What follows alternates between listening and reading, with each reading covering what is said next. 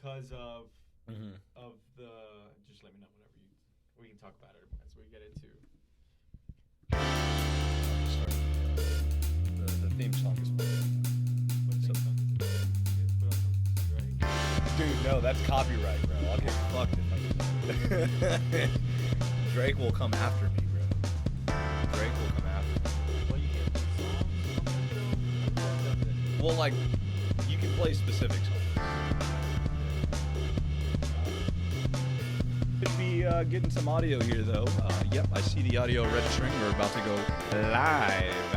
Ladies and gentlemen, we are back. Total Media Live.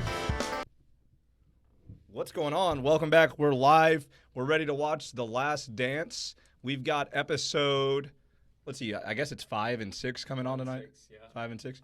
You know, speaking of 5 and 6, when I think about 5 and 6, man, it's really hard to see the logo. When I think about 5 and 6, one thing comes to mind. The number of rings that Kobe has I knew you were going there. and the number of rings that LeBron has. Excuse me. I thought, Wish he has. I thought MJ you were has gonna 6. go. I thought you were gonna go with Kobe getting his 5th ring Mm-hmm. and MJ getting 6. That's what I meant to say. Oh, okay. Yeah. I said LeBron Right, yeah. mistakenly. I tried to correct it like that. Dude, yeah, so welcome back. We're on our 11th episode of Total Media Live, and we've got a awesome guest here today with us. We've got Jose Rodriguez back with us. We had Jose on a few episodes ago. It feels like forever ago, honestly, dude. Yeah, man. About as long as we've been locked up.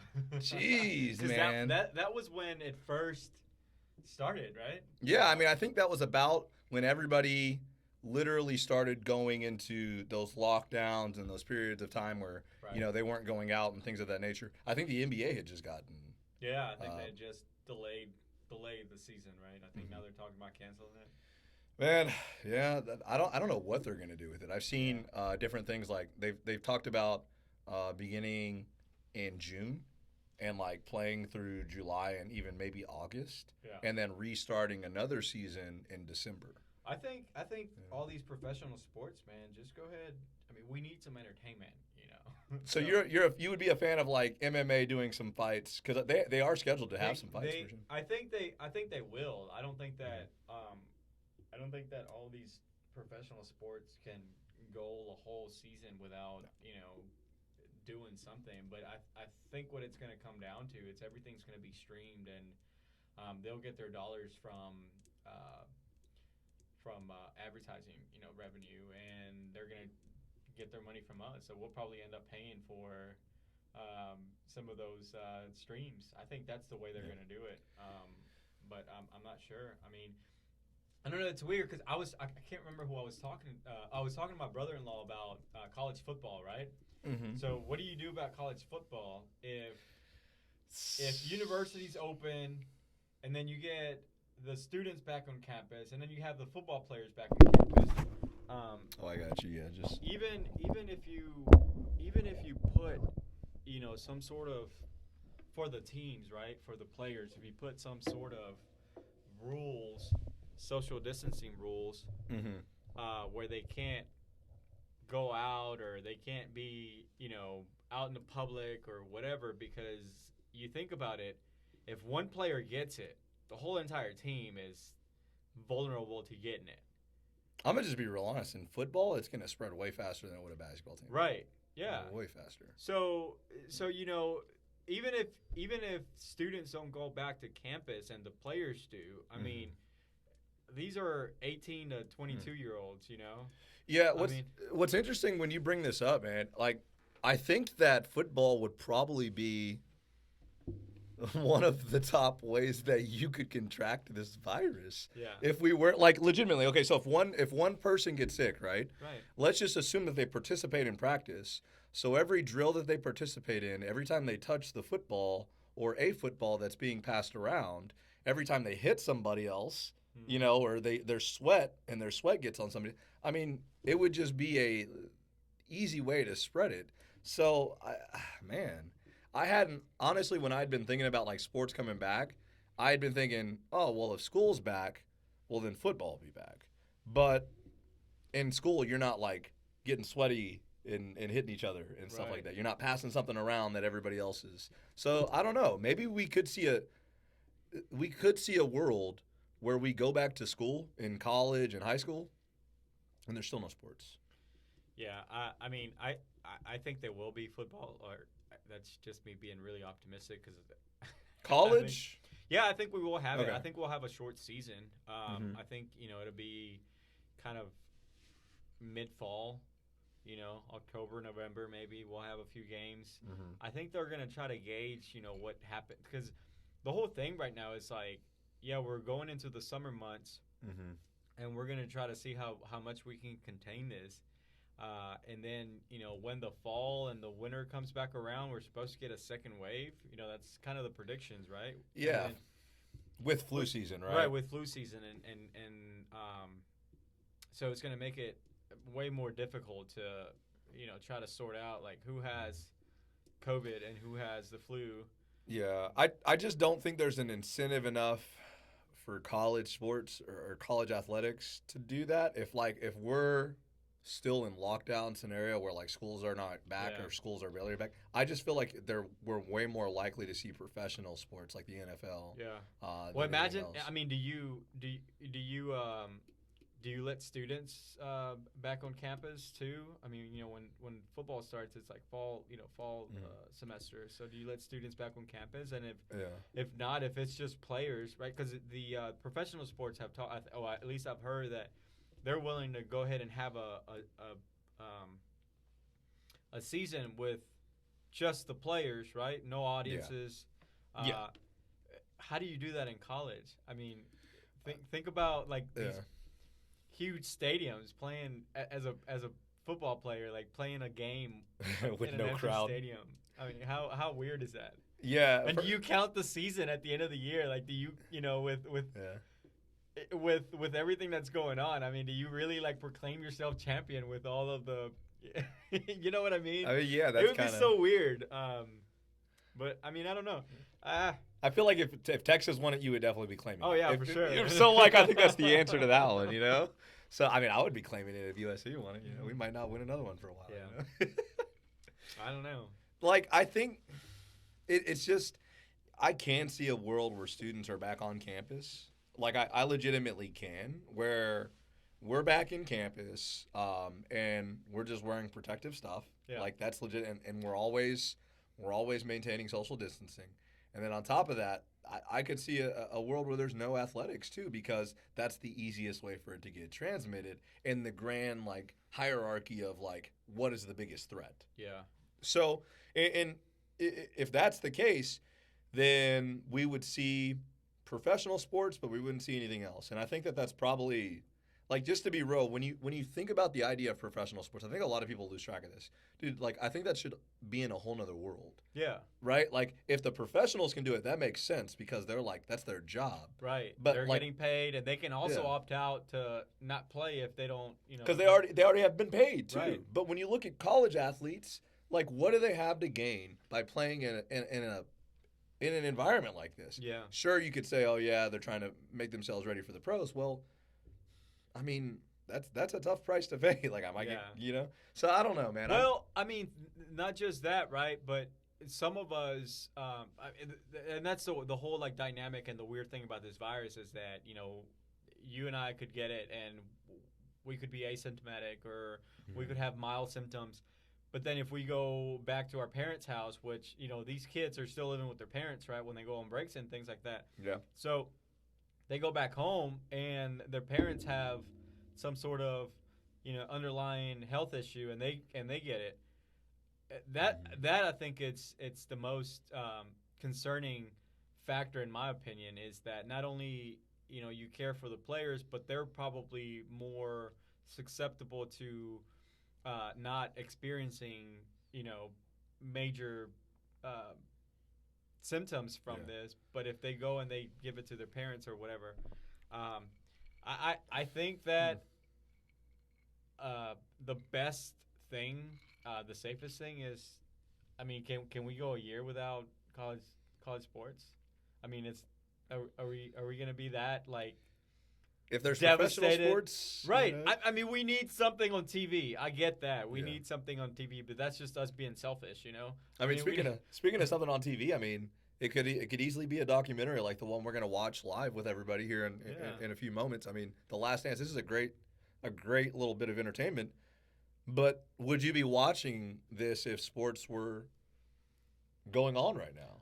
I think so. I think this has been advertised. This particular documentary and the way they've done it, the way they're rolling it out, you know, not like a 2-3 hour documentary, which is normally what you see. The way they've done it, I think it's been it's attractive. It's an attractive way to roll something out. And then obviously right now we're consuming so much TV that anything that's mildly interesting, you're gonna watch it. So obviously that's driving those numbers up. Yeah, the NFL draft was like huge. Oh yeah, I know, right? Have you ever sat through the whole NFL draft? Okay, I'm gonna be real honest. I watched the first round and I didn't get. I got a little bit. I got a little bit of the other days. Did you watch the? I watched the whole entire thing. The whole entire thing. Granted, I was watching it in my office, in my home office, so I did have, I wasn't. It was all in the background. Yeah, I wasn't fully invested in it after the second or third round because I was hoping that some of these Texas guys would get drafted in those 3 rounds. A lot of LSU guys. It's really, man, dude, that's insane, huh? Golly. They got a player from every position drafted to this year's NFL draft. That's insane. Yeah, I don't know. How did Texas lose to him? One score? Yeah, and even I was at that game, by the way. One of the best games Pretty that I've sick. ever been to. Yeah, and I finally watched it on TV for the first time since the game. Yeah. But I rewatched that game. By the way, Joe Burrow, amazing. He's unbelievable. He played incredible that game. He made some throws that were just So did y'all's quarterback though. unbelievable, Sam. Yeah, but I watched some of those touchdowns that Joe Burrow threw in that game, and I was just completely there was no way he was going to lose that game the way he was playing football that night. But we had so many chances to make a play, and either we never led in the game. That was one of the things that I think that if we had scored a touchdown and gone up by a point, which we had several opportunities there late in the game to do that, I think that the crowd takes over and we take it. But I didn't know that, by the way. Yeah, we never led in the game. We trailed the whole entire game, and we got close. And then that fourth quarter, 3rd and 17 on their 40-yard line, and he throws it in. He throws it. The receiver catches it, breaks a tackle, and runs it in for a touchdown. That was just the dagger right there. Yeah. But it was a great game, and I think that would have changed the whole season for everybody. Yeah, I mean, I think one thing. I think LSU still makes it though to the playoffs. I mean, because that team was just insane. They were loaded. That was insane, and the way Joe Burrow played. I mean, I didn't watch all of their games, but the way he played in that game just makes me think that he's going to be a great quarterback in the NFL because some of those throws were just ridiculous. And in the national championship, in the college football playoffs, I kind of thought the same thing. I mean, he was just making some throws that only his guy could get. Only his guy would be able to make the move. I mean, it's just unbelievable. He threw a post to, I don't know if it was Jefferson. I can't remember who the receiver was, but the guy high pointed the ball. But I mean, he had the defensive back on his face, and he just high pointed the ball. Yeah. And the receiver knew where the ball was going to be. There's no way that receiver didn't know where that ball was going to be. Yeah. But he put it in the spot. Well, regardless of what that defensive back did, there was no way he was getting to that ball. That's what's so crazy to me about I was just he puts the ball in places only his guy can get it, and then he throws them open. He does everything like a pro quarterback does. There were some plays, literally, there were some plays that his guys were coming off the break, and the ball was right there. Yeah, and there's nobody else getting to that. You can't because you're as a defensive back. You're playing your man or you're playing your zone. Yeah. And before you can even react, I mean it's insane because even if you're playing zone, you're watching you got everything in front of you if you're playing zone, and you're seeing everything. but you're still kind of, watching the player kind of run his route, or and you're taking into account your area that you're covering. But these guys were running routes, and they would turn around, and the ball would be. It was incredible. It was the guy was. It was gorgeous, dude. It was just fun to watch. Yeah. I mean, like, it really was fun to watch. Like, that Texas and LSU game was fun to watch. Like, if you don't have a rooting interest in it, I guess is what I should say. Yeah. But, like, I mean, when you talk about what he was throwing to, I mean, he was throwing to awesome receivers, too. And that, Right. when you have those two things together, like a really good quarterback, and then on top of that, yeah, like 3 of my guys are going pro. Or, like, 4 of my guys are going pro. Every single player on that team basically every single player that went to the started, NFL I think? draft, Yeah. that got drafted. Yeah, I mean, it was. So- What I saw on Twitter, I think, was their entire offense got drafted. And when I read that, I said, "Yeah, they are the best team ever." So- Like, I admit it. I Yeah, think so. no, and I think Joe Burrow had, numbers wise, Yeah. he had one of the best seasons. But I think overall he had, if not the greatest, he could arguably have the best season Yeah. ever in college football. Like, single season, like, performance, the guy threw more touchdowns than anybody else. Passing yards. He broke, almost all of the offensive records. Yeah, Joe So- Burrow was just unbelievable. I think when he threw for like I said, more touchdowns than anybody else in college football, from what I remember. Yeah. And he broke the guy from, like, Hawaii. Like, I mean, when you're breaking remember people that? from Hawaii. Do you you're just remember like, that? I can't remember the name of the guy, but Colt do you Brennan remember? or something Yeah, like where he threw like over 50 touchdowns or something. Insane. There was a string of, like, quarterbacks from, like, Texas Tech Mhm. and Hawaii where they just put up, like, ridiculous numbers. And Joe Burrow just smashed them. Every And then on single one top of of them. that, He won LSU had a national defense. championship. Yeah. So, like, that's why I think it pushes them over the top of, like I mean, we're never going to get to see these hypothetical games of, Right. like, 2000 Miami versus 2019 LSU, which would be a hell of a game. I mean, there's a lot of you got, like, Ed Yeah. Reed on the field against, like, Joe Burrow. Like, whoa, man, those would be some heavy battles. I know, right? But yeah, I don't know, man. It's like I said. I think it's gonna be tough to see sports at any level outside of professionals. And the other reason why I would say that is because they have, like, the ability to, like, stay in shape too. Yeah. When you talk about kids, like, right. Even college players. imagine what it would be like if all the college kids are back on campus. Like, first of all, if I'm in college and I'm on campus, I don't know if I give that much thought to COVID-19. You know what I'm saying? Like, if I'm on campus and I know that there's, like, other people that I'm attracted to, or there's, like, friends on campus, or there's, like, stuff that I could get into. how am I going to stay inside? These are big college towns. Do you really think that all these 18, 19, 20-year-olds Hell no. are going to be in their dorm rooms? Hell no. It's gonna be social spreading. distancing. Dude, No way. it is going to spread so much. Dude, And then bars being closed because of I'm assuming bars will be closed. It would be house party galore, and they would spread this thing like wildfire. I think that would be the biggest mistake. listen, I'm trying to find a picture that I saw earlier. By the way, is Nashville still winning? I think that was one of the things that we. Oh, my God. that we Nashville covered is last the time. only county in, like, it's one of the only counties that's still not locked down. I guess that's the best way to determine is Nashville winning, right? Like, we're like the stay-at-home order has been lifted in certain rural areas. Like, Right. if you go to, like, Wilson County, like, you Yeah. can there's stuff open. Well, You know what I'm saying? I live in Sumner County, and we're basically. Some businesses have taken the extra precautions, and they haven't fully opened. Mm-hmm. But basically, I think technically they're allowed to.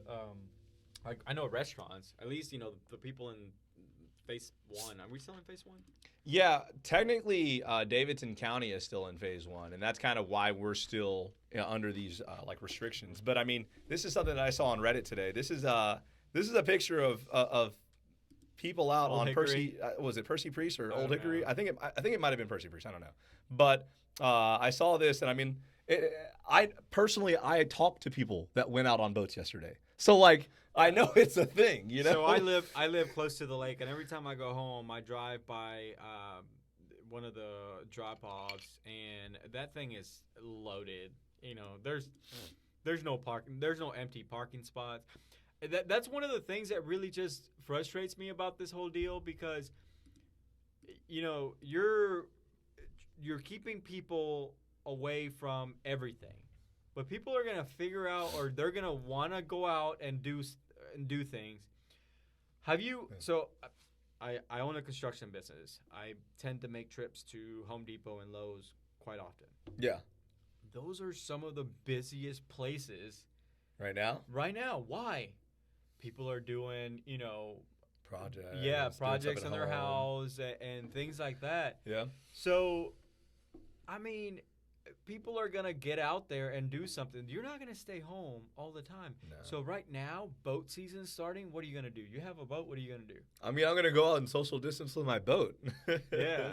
Just be in my family and, and the whole Maybe some of my neighborhood. friends. Yeah. Maybe some of their friends. And So, yeah, but you're basically driving people, though, to do things like that because you can't do anything. Yeah. You can't do anything. You can't go to work. You don't have any work. Yeah. So you have all this free time. It's a little scary, dude. And then you have kids. You're in your house. I have an 11-month-old. Yeah. I love her to death. Mhm. She's amazing. But working from home, which I have been, which I do, even if this wasn't going on, I would still work from home every now and then.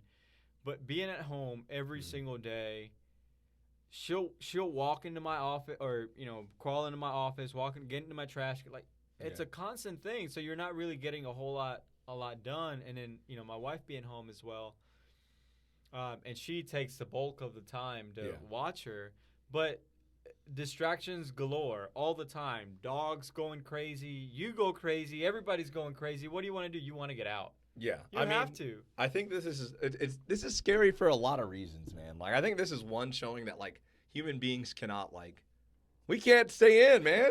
Like that's so scary. What if we really needed to stay in? And I mean, you could argue we really need to right now. Yeah, I mean, but that's scary. But you think I think it's a completely different thing when you know that you could potentially catch something that's deadly, but because I feel like the information that has been passed down, it's been so all over the place that it's really hard to gauge. Like, do you question it at times? I mean, how of course. how deadly can this thing be when all of these things are happening, or this is happening, or like you drive all right, back, you're driving back home.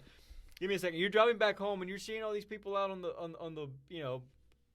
all on the road, and you're like, well, how do we mitigate this when for some people things are business as usual. For other people, yeah, I mean I've been home quite a bit, but I still go out every now and then. I mean I'm cautious, like we were talking about earlier before we started this. I don't think that I've ever been so cognizant of everything around me that I'm like, oh, if I touch that, I gotta have a cleaning wipe with me, or I gotta wash my hands, or this and that. I mean, you're taking notice of everything. You're literally like, you walk through someone, if you're walking by someone, you don't breathe when you walk through them. Yeah, you're like you sleepwalk. You know what I mean? So yeah, things are a little different, but I don't know. I think that there's only so much that you can take, and especially when you feel like, for us, right? We're young, healthy, and you're like, well, if I do catch it, whatever, I'll probably be okay. So I think that the information that we have been given throughout this kind of makes you rethink. I mean, is it really worth to do all of this? And then, if I do get it, what's the worst that can happen type of scenario? Yeah, I mean, I don't know, man. It's a weird question to ask. Like, how much, where do you want to trust your information from? I think one of the interesting things that came out over the past, couple of days has been Elon Musk coming out and saying, hey, why are we shutting down? What about the fact that this is actually really controversial? And honestly, man, I'll tell you something else. I don't know how YouTube treats us talking about this. And that's one of the things that I've been super conscious about, in terms of popping up on search terms and do you get blacklisted or anything? But here's what I'll say, and I don't mind talking about it at all, but here's what I'll say. I mean, when you talk about the information that we've been given, obviously there's been information that has been changed as time has gone on. Well, we're finding out things as things are going on. I mean, that's why I don't necessarily I take things that were said, 3 months ago with a grain of salt, because that's the information that you had at that time. Mm-hmm. And as things have progressed, we know a little bit more about it. But at the same time, at this point, you can't blame the lack of information on, the outcome. Because at this point, I feel like we know enough to understand that it is a serious matter, right? Yeah. And by the way, I am not condoning or encouraging civil disobedience here. Like, don't go out and protest. Don't go out and protest what's going on. I mean, I think that if you're gonna you err on the side of caution. And if our leaders, elected officials, they're telling us one thing. I'm not a conspiracy theorist type of guy. I take things. Obviously, I like to educate myself on a topic, understand it, and then base my decision based on that. And I truly do believe that this is a serious threat. Yeah. And it's not just about you; it's about everybody else. And I think we all need to do our part. Yeah. And we need to follow guidances from the scientists, the doctors, the people that know. This type of stuff, right? So if you came to me and talked to me about, construction, I feel like I know enough to, to really inform you on it, right? So you got to trust the guys that have been doing. This is their that's what they their do. Profession, right? Yeah, they're professionals. They're experts on this matter, and I think you need to take their opinions and their recommendations on this thing. So I think we all need to do our parts, man. And at the end of the day, like, this is going to go away. How long is it going to take? I don't know. But I think that, you slowly open things up. Everybody's got to wear a mask. I have bags of, I have plenty of masks in my car. We've always, when I get out of the car, I told you, we go, because I am out some. I have masks. I have hand sanitizers in my car every time. Yeah, you guys are prepared, man. Yeah, I mean, everywhere we go, like I'm telling you, my wife is a little bit OCD when it comes to this stuff, and she's got to wipe everything down. Everything that comes into the house got to be wiped down. That's what though, like it's better safe than like. Yeah, exactly. Yeah, I mean, we have a baby too, that we have to think about. So even though they say that babies are not prone to. Yeah, they're not as for some reason, right? Yeah, I don't know, and I haven't really read up on that, and I probably should. I don't know. Like, one of the things that kind of I'll kind of say the devil's advocate. I'll say the thing that everybody's kind of like arguing with. The reason why some people don't agree with like the social distancing aspect of it, and the reason why some people are like questionable about everything that's going on, is kind of the argument that Elon Musk was making. Basically, he was saying that right now, if a patient dies in a hospital, and this is going to be weird for me to say, if a patient dies in a hospital and they're unsure whether or not they had COVID, it's better to mark them as COVID positive.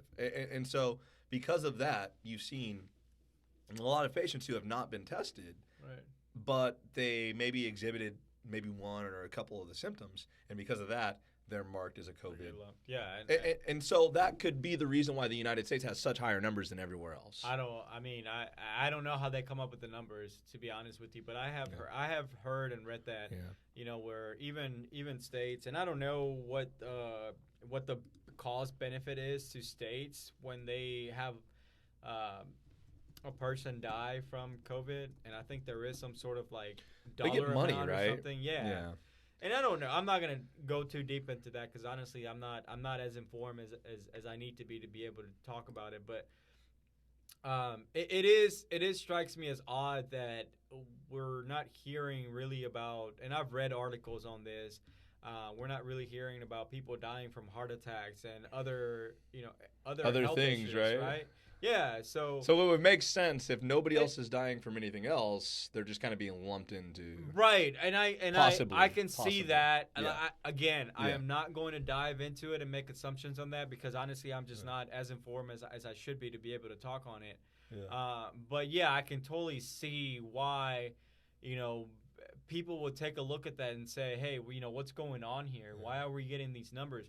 I think the reason, one thing that I will say is I think the reason why the United States has such large numbers is we're testing more people than any other country. I mean, dude, our numbers Right? are way higher. Yeah, we're testing more people. I mean, that doesn't take away from the fact that we're not the most populated country in the world, and we have the most deaths in the world, right? According to the numbers that we're giving. Like legitimately, India that has like people living in small dense areas is not being. It's not China, right? But I mean, you can't. China's just knocked out of this discussion right now for some other reasons. You can't trust what's coming out of there. But I mean, there are other countries in the world. Just look at the different different countries in the continent of Africa. There are other countries in the world that are larger that should than be us. Seeing like the numbers that we're seeing. And then think about everything. You would imagine. You would imagine. Think about everything that we have done here. We have literally shut down the whole country. We've stopped everything. We've done everything we could. And we still have 65,000 people die from it. I mean. So here's the one thing I'll say about. And I always want to provide like both sides of the argument. I never want to appear like one-sided. And so along with that argument of like, well, what people are saying is, okay, so hospitals are being encouraged to claim hospital patients that die as possibly having, COVID-19. And so because of that, what I would say is, the thing is, people are dying in the hospital or something. Mm-hmm. Like, there's not like we're lying about dead bodies. Like, there are problems with the amount of people that are dying, and people are having to like do crazy things to bury them. So people are obviously dying. We're just kind of like all trying to figure out like, hey, so what'd you die from? You know what I mean? Like, it's kind of a grim subject to talk about, but that's basically where we're at. And that's why I think when you see both sides of the argument, I think you start to understand the whole picture a little bit more. Yeah, like, don't just get so mad at those people that maybe are a little skeptical, like Elon Musk. Maybe like ask the same questions and see if you can find the answers yourself. Right, and I'll just kind of throw some shade at what you just said about looking partisan on either side. You give people information, actual factual information, and then it is their responsibility to get on the side that they want to get figure on, it out, right? themselves. Figure it out. Yeah, so get on. I mean, obviously you don't want to just like read something and hold that as truth, right? You want to read that, absorb it, analyze it, and make your make your assumptions on that. Base your opinion on that. And that goes along with everything, right? And that's one of the things that I really get frustrated when we have these like, and it's not political, but when we do have like political discussions or policy issues and things like that, and we all of a sudden tend to be so attracted by what I just read from a partisan website or news outlet, and all of a sudden I'm holding that as truth. No, I mean take it, absorb the information, do a little bit more research on it, and then make your assumption based on that. Yeah, I mean, it's weird. You can go on a lot of articles. I mean, I mean, it's just interesting, and I don't know, man. That's the crazy thing about conspiracy theories is I'll say this, like, I don't know that every conspiracy theory is wrong, but I don't know that every conspiracy theory is also true. Like, you know what I'm saying? Right. I feel like whenever you fit into like, if I think that every conspiracy theory is true, I'm just as crazy as if I think that every conspiracy theory is wrong. Wrong, but just think about what you're saying. What? That statement. You're expressing you're saying that a theory is wrong or right. It's a theory. Well, who came up with it's not proven. But who came up with the idea of a conspiracy theory? You know that? No. I'm not talking about that. The government did, for the record. The CIA did. But what I'm saying is that if you have to lump something into into a conspiracy theory, it's a theory. It hasn't been proven yet. But who's the one that labels it that? Huh? Who's the one that labels it that though? That's I think that's the whole thing. So like I don't know, from what I've read, and obviously we look these things up live too. Right. Like I have an article pulled up right here about There's no evidence that says that states have adopted a policy to classify all deaths regarding the individual circumstances as being related to COVID-19. So there's no evidence of that. Even though that there's no evidence, even though that there is no evidence, there is no direct evidence that you can go and look up and say, hey, this is direct evidence that this state is lumping all of their death to that. You can make a pretty good assumption that they're doing some of that based on what we just said. You know, if somebody dies and they had a fever and we don't know what they died from, what are we going to do? Oh, man, they must have had – yeah. You know what I mean? Like, it doesn't necessarily have to be proven 100%, you know, it's COVID, but they showed symptoms and we're not 100% sure that they died from it, but we're going to put it in that category because that's probably our best assumption here. You know what I mean? Yeah. So here, I don't know. Can we assume that they do that? Oh, absolutely. With, you know, a high degree of certainty? Yes. Probably. I think that we can. You can assume that they did it. Whether or not you assume it's malicious is up to you. Right. Exactly. Whether or not you assume they did it on purpose is up to you. Yes. Okay. Exactly. It's kind of the same thing with China, right? Exactly. Well, I think there's a lot. All right. There's a lot of malice coming from that. But so basically, the reason why I brought up the government, by the way, not like Chinese people. Not Chinese people. Yeah. The government. I don't know. So like, let's see. I've seen different people talk about this. I don't know. So I've seen different people claim that conspiracy theory was actually not a phrase that anybody ever said until the CIA kind of like basically coined it up as to label crazy people. So like somebody comes up with an idea that sounds like, or somebody, you know what I mean? Somebody's into us, so we're gonna label that person crazy and call it a conspiracy Yeah, theory. that's kind of the whole idea of like where conspiracy theories were thought of. Some of these theories out there though are so far-fetched. So you're just like, come on, man. Like if you really just, you know, took off your partisan lens. The Earth is flat. You think that's a conspiracy theory? I think that's called stupidity, but right. That I mean, it's definitely you can't really classify that as a conspiracy theory. I don't know, man. I don't know what you classify as a conspiracy moronic. But like, if you're not like, for example, let me give everybody a very famous conspiracy theory.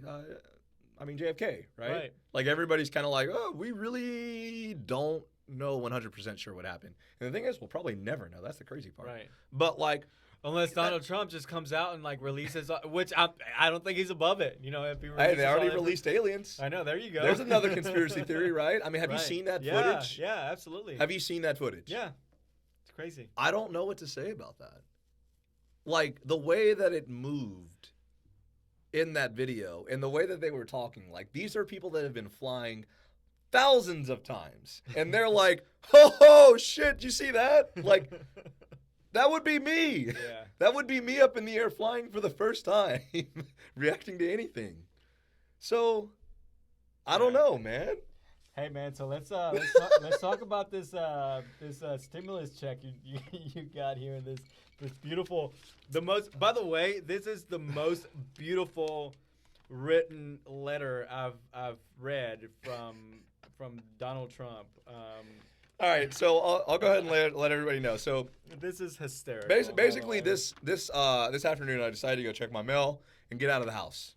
So when I go to my mailbox, I look in and I see a letter from the IRS. Wait, did you? Okay, go ahead. I'm sorry. Yeah, I read a letter and it's from the IRS and it's addressed to me. So immediately, honestly, I was a little freaked out. Okay, when you get mail from the IRS, I don't know who you are, but for me personally, I was a little shaken. I was like, whoa, what'd I do? You know? And so I get inside and I decide to open it, and I'm like, no way. And it's addressed from the White House, Washington. Okay, we're not even going to talk about it. All right, so it's addressed from the White House, from Washington. And I'm not going to read you all of it, but let me just say that it's... Are we 100% sure that this is an actual letter that came from the government? It is. It does have the Department of the Treasury, yeah. It's from the IRS. This is crazy, man. Like, okay, so here's what the letter starts off with. Wait. Did you read it in Spanish or in English? Dude, I read First it. of all. So, spoiler alert. Spoiler alert. So Hopefully, apparently- it's in both. Apparently, we are not that strict about making people learn the English language because this is a letter from the White House So, in Spanish and English. So yeah, it's dual-sided, and I'll be real honest. Like, I'm not that fluent to read all of this. It would be kind of interesting. But so I can read it for you, man. right? So your economic impact payment has arrived. That's how the letter starts. So it immediately starts by telling you, hey, your money's arrived, you know? You got some money from the government. And then it goes on to say, my fellow American, our great country is experiencing an unprecedented public health and economic challenge as we result of the global pandemic. I'm not going to say the word. Our top priority is your health and safety. So needless to say, this letter goes on, and it says, I am pleased to notify you that as provided by the CARES Act, you are receiving an economic impact payment of $1,200 by direct deposit. We hope this payment provides meaningful support to you during this period. So if you go on down to the bottom, I've got Donald Trump's autograph. I've got his autograph Are you right gonna here. frame it? I think we should put it up here next to the Kobe jersey. Dude, I mean, if we're being honest here, you know. But anyway, so Donald Trump signs this letter. We will do it together as one nation, stronger than ever before. Signed, President Donald J. Trump. P.S. Unless you're a Democrat, you're not. You're not with us. So what's interesting about this letter, right, is and by the way, I do think that this money could have helped way more people. I think that's the biggest problem with it. If you haven't seen any of our content, I actually went over this. I talked over the different age groups that were impacted by this payment. I talked about the age groups that didn't receive this payment, and just gave you some examples of how that could impact. So if you want to see more of that, just check that out on our YouTube channel. But anyway, so basically, the reason why this letter is so interesting, it's two-sided. It's got an English side, and then if you flip it over, Spanish side. I found that. can you? hysterical. How does that? I mean, What does that translate to? If you don't mind, like, what's the opening line of this? Exactly. Your economic impact payment has arrived. I've never seen anybody use some of these words Chicago. before. It says Supago? literally word for word. Your payment for relief for the economic impact has arrived. Yeah, that basically your economic impact payment has arrived. Does he say anything like I like taco salad? Oh, dude, my I'm sorry. my I love taco salads. Okay, my I just have to favorite say. American. Dude, this is. That's what he says at the bottom. No, he Oh, says. I was gonna lose He it. says my patriot American in Spanish. That's literally that's what it translates. That's to. awesome. Yeah, I know. I mean, so okay, so this is obviously interesting for a lot of reasons. One being that for those of you that don't know, the United States actually does officially have a national language now. Does it really? Yeah, in 2000, I want to say 2016 or 2017, they actually officially declared English as the official language of like the government and on documents, and like you can still get other languages offered, Right. but like if you are like getting official documentation. Hey, why are you not getting? Why is he just doing Spanish and English, man? Why is he not sending out in Chinese, Japanese? I mean, like, come on, why Spanish? So I guess that's to appeal to his Latino base, To his his Hispanic base. to all the murderers and the rapists and the drug dealers. I mean, it's interesting, right? Because you can clearly see what he's trying to do. I find it ironic that Yeah. they would send out, and I don't mean to get political. Yeah.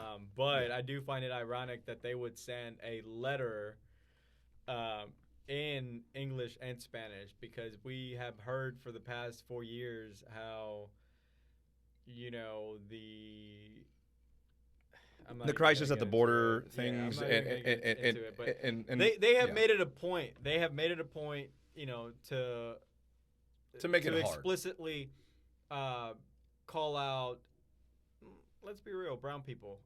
In certain ways, absolutely. Yeah, and I mean, I don't want to play the race card or anything, but it's been obvious, and if you haven't been able to see that in the last three and a half years, you're just ignoring the facts. I mean, it's unfortunate because like it is. You talk about you mentioned the So protest I earlier. honestly like, what's the point of writing that in Spanish? I mean, if you're an American and you're receiving this payment, like, you should know English, right? Isn't that the whole point that they've been trying to make? That's like, why would you write it in Spanish? I mean, I get it. It's I so get you it. know. Yeah, it's they're trying to they're pandering. Yeah. Let's be real, they're pandering. Yeah. But it's so funny that they're pandering to a community that they have been so hostile to. Yeah. From the beginning. And you know what? I think it's bullshit. I think that we'll just leave it at that. Yeah, I mean, it's hard to not have specific feelings depending on what you've experienced and what you've seen. And I'm apolitical. I am honestly like It's apolitical. I don't agree with some certain policies. I think Donald Trump is an idiot. But as far as policy issues, I disagree with some. I agree with some. But outside of me just really thinking that he's an idiot. I mean, I really do think he's an idiot. I mean, a lot of the time, I think a lot of people would critique that. They would imagine that they would look into the White House and that individual would 100% be more intelligent or more coherent. Well, it's not even. Yeah, the coherent part. I mean, like you can't watch anything that he does and think. I don't know. I mean, some of it's funny. It boggles the mind. It boggles the mind. Like, he constantly repeats himself. He talks about the same things over and over and over. He has no substance to anything he says. Yeah. He can't elaborate and really discuss a topic. His attention span is out the roof. Like, he just cannot focus on a specific thing. He already knows what he wants to talk about all the time, and that's what he. I mean, the worst part is, like, we're stuck between options of that, and I mean, let's just be honest. I don't think that Joe Biden does. It's not that even much about that. better. It's not even about that, though. It's not even about that. It's about. I mean, the guy forgets what he's talking about in the middle of phrases as well. That's fine. I mean, if you want to talk about being, a competent person holding the highest office in the country, if you want to talk about that, we can disqualify both of them right now. Yeah. Right? You can say that. Yeah. But my whole thing is that I was telling somebody, I think when he said that he had, when he made a comment about the office of the president having absolute power to dictate what the states do. Mm-hmm. And I was like, my response to that was, the Constitution would beg to differ on that. Yeah. And then I mentioned that to somebody who I know, for a fact is a Republican, and I was just like, what do you say to that? And he was like, well, I'm not paying attention to what he says. I don't listen to what he says. I'm like, that is the most absurd comment you can possibly make. I mean, that's just. I listen to what he says. Yeah, I see what you mean. Yeah. You know what I mean? But the reason why they're saying that is they're saying I look at what he does rather than what he says because people are now just trying to get him to say something. Yes, true. And I do. He is that guy. They are. Yeah. There's always a gotcha moment with him. There's always a gotcha moment. Yeah. But at the same, and I'm freely expressing the way I see the person. Right. Yeah. Again, we can go back and we can discuss. Policy issues. We can talk about economic policy. We can talk about immigration policy. We can talk about all these different issues that are. My thing is I do not believe that this individual has the competency, and Joe Biden might not have the competency to lead such a complex country like we are. Yeah. I mean, and the fact is that he panders to his base on a regular basis. And I'm just sitting here as kind of an apolitical individual saying, dude, what about me? I have the same rights as you or that other person that loves you. And you know what I mean? Like, why are you so gung hold on a specific type of individual, and that's the only person that you really care about because that drives your ratings with, your viewers on Fox News or whatever other, it's not just Fox News now. There's other outlets now that completely cater. And loving memory of Kobe Bryant, by the way. Is that the next episode? Yeah, next episode. Yeah, so we're officially starting the last dance. Sorry about that, guys. Dude, no. I mean, I think that, like I said, I mean, it's a tough situation, and I don't know that we have the right answer. But November, obviously, America will show up to the polls, and we'll see what happens. And that's what I keep telling people. It's like you're unhappy with the current situation. Just there's another election coming around the corner. So if you want your voice to be heard, go out there and vote. Just go vote. Well, we might not be able to go out there and vote, but might be mailing it in. Mail it in. Dude, I'm so excited about this, man. Dude, so this is the last dance. This is episode 5. 5. Kobe. Number of rings Kobe has. Rip. Was this his rookie year? So I believe this is his second year in the NBA. 97. Was he drafted in 97? I think he was drafted in 96. But like the next season would be 97, right, and then right, it'd be 98 right here, I think, but I might be wrong. Well, the championship is a year. The season starts. The season's the year before. Yeah. The championship game is the next year. In the year. Yeah, you're right.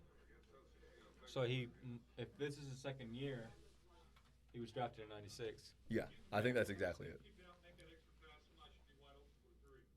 So this is Kobe in the All-Star game against Mike. And this is they're talking about that little Laker boy.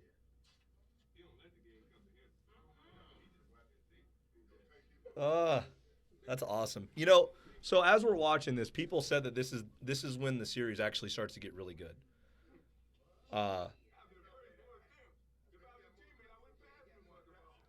Damn, Mike talking raw. Mike talking raw over here. I wouldn't give him the ball. Is that Magic? Yeah. I think it's Magic against Larry, coaches maybe? Oh, yeah, that's right. Because Larry was coaching the Pacers, right? Yeah, this is when he started coaching.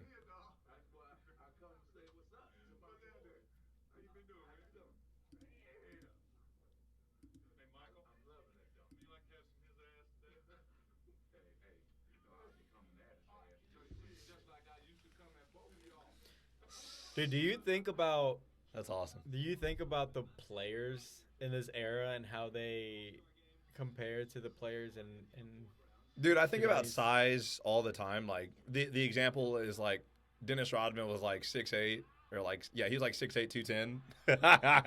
Like LeBron is like 6'9", 270, 260. He's 50 pounds heavier. So yeah. Rip. You see Kobe on screen. And he's talking about guarding Mike. That's crazy. I didn't know it makes sense though that they had footage of Kobe before.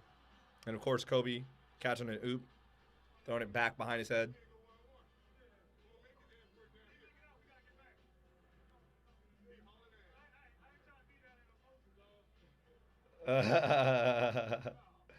Grant Hill's not trying to get dunked on.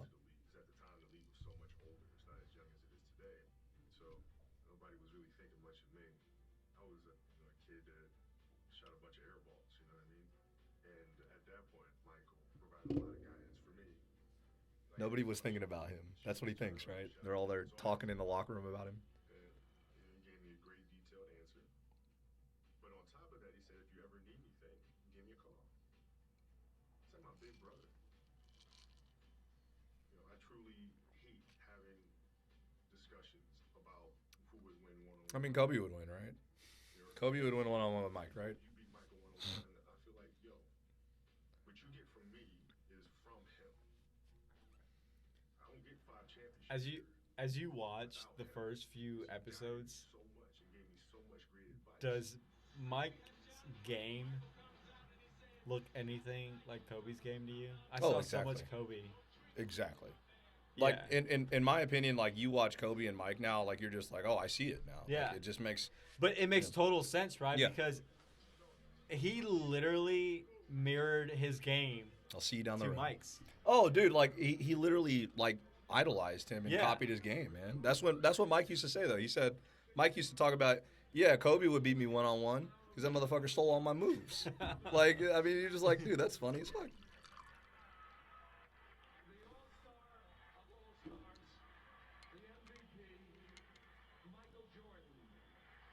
David Stern, man, rest in peace, huh? kept playing at an MVP and championship level. Here's the All-Star game. He's the MVP. Yeah. He's still the star, I think it's much more even though there were explanations. easy to make comparisons between Magic and LeBron The public wanted him to keep going. and Mike and Kobe. You know, like I think that's the easiest comparison between the two, and I think it fits just a little bit better.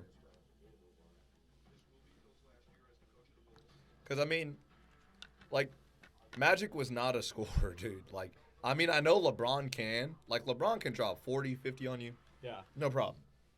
But like, Magic wasn't trying to do that at all ever. And like, LeBron can just like come out and just be like, yeah, I'm gonna do it. How many rings did Magic get? I think Magic had 5 as well. 5. And he lost in the finals too.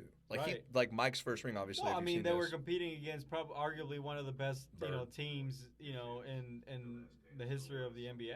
I mean, that Going into Madison Square Garden, that Bird team, those Bird teams were they're all Hall of Famers. It was like 4 Hall of Famers, Yeah. 5 Hall of Famers. Dude, somebody said that on Twitter. Somebody said that Danny Ainge is he was a 3-sport All-American in high school football, in basketball, and in baseball. He got drafted in Major League Baseball, and then that the Celtics paid off his contract for the Celtic or from the baseball team that he got drafted, so he could come play for the Celtics. I didn't know that, but like when you turn on the video and you watch him play, you're just like, oh, it's just some like 6'4", some medium-sized white guy playing, and the guy is an athlete. Like Yeah. that's so I don't know. Like it's kind of tough to compare eras because you never really know how good they were because you can't Right. like get up close and feel it. But I think these guys are just as skilled. I think Kobe made a great point. I mean, you think about all those players that Mike was competing. I mean, they were all his age. Think about that. They were all older. Now you have these kids, man, that are 20, 21 years old. That are just tearing up the league. Yeah, and it just goes back to like the one and done rule, right? Like Yeah. it goes back to like kids used to play 3-4 years 3-4 in college years of before college they came in. Yeah. So he naturally you're gonna have a shorter career just because of that, all sorts of stuff. I don't know, man. Columbus family to represent him. His parents asked great questions. They were very intelligent, extremely personable. So how many national championships did he end up winning at North Carolina? Just that one, right? Like Jimmy Connors, I only remember one, Thrash had some. which is kind of weird, right? Because I mean, everybody you would imagine you got Mike on your team. Well, I mean, How? and they won it. They won it his freshman year. So And I think he had a pretty good team. Like, no offense, you know what I'm saying? But yeah, I guess he Turn this guy into a tennis player? only won. Basketball player. He's not a tennis player. I said, that's exactly what I'm trying to do. And the very first deal Yeah. was shoes. We took him out to meet Converse. which Uh-oh. At the time was the official shoe of the NBA. The Converse weapon. That's the shoe that Magic. Oh no, Converse in the NBA, Magic Johnson knocked did you ever wear a pair of Converses? dude. I've never been I in a had a Converse. pair of Converse. Wow. Yeah, I don't think I ever was into Converse, ever. I own a pair. I was into some J's though, dude. Man, I was into some J's. I feel for my mom when I was younger, man. Dropping $120 for a pair of J's every year. My goodness.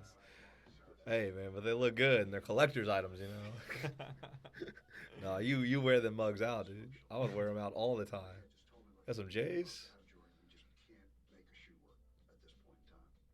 You know what's so crazy is this is when Nike really took off. It's so funny, right? Like when you were younger, J's were the thing, and now it's like, do you own a pair of J's, or like, do you go I out? do, but I don't no, buy but I them. mean, like, do you go out and like, oh man, I gotta get the new pair of J's? No. I mean, but like if I was like I mean, let's just be real. If I was stupid rich, you know, I would probably have some dumbass collection of Jordans in my closet. I'd be like, yo, come check out my sneaker collection, you know? I feel like that's what you do when you have, like, dumb money. Like, is that, I mean, I don't know. She made me get on that plane and go. Yeah, man, you got to go ahead and go to Nike, Mike. Be there. Nike made this big pitch. Every time I think of, like, companies making big pitches, I think of Entourage when, like, Vinny was being pitched. They're like, McDonald's, Windows, Vinny Chase. I would be pumped if somebody said that. He wasn't even excited about that. I'm just throwing that out there.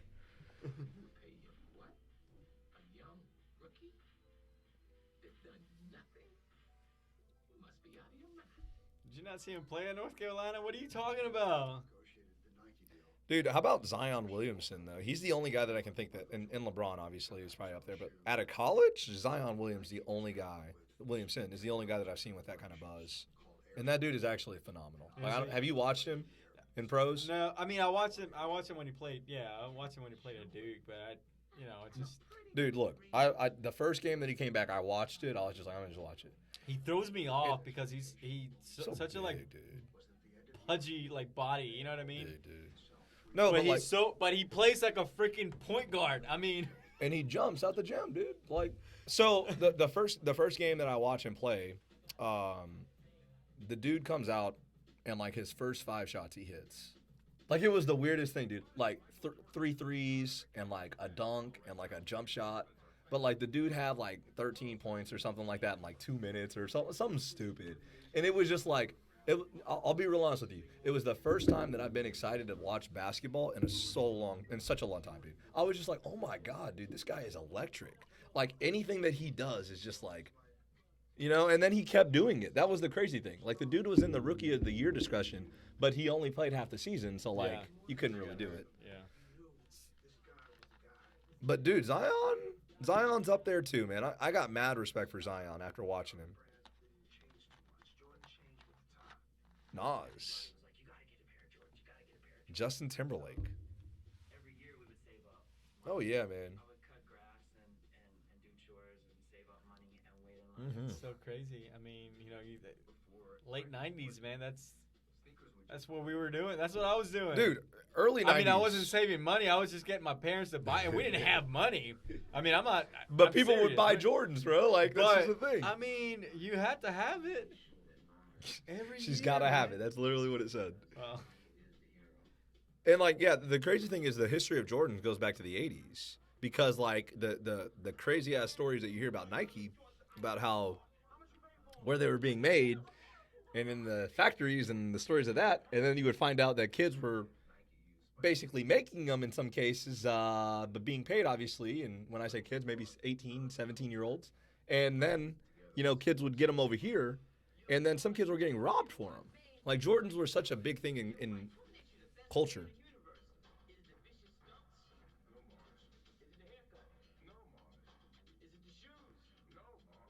Why does he call him Mars? Why don't they just call him Spike? My game was my biggest endorsement. Because that's Spike Lee, right? Like, that's... My dedication to the game led to all this other stuff. Believe me, if I was averaging 2 points, 3 rebounds, I wouldn't have signed anything with anybody. You know, so my game did all my talking. Mike with hair trips me out, dude. We are back at Madison Square Garden. Michael Jordan. MJ's... Look at those, dude. It's fucking legendary. And Michael will get a standing ovation from the Garden crowd here. We love you, Michael.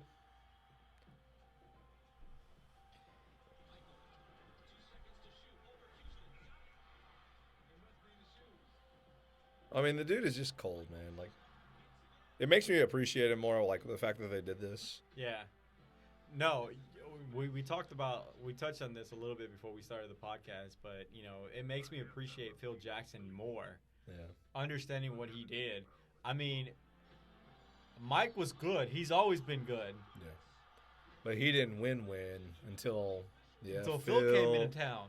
I And mean, then think about, he took a year off and then coached the Lakers, and he won 2 in a row.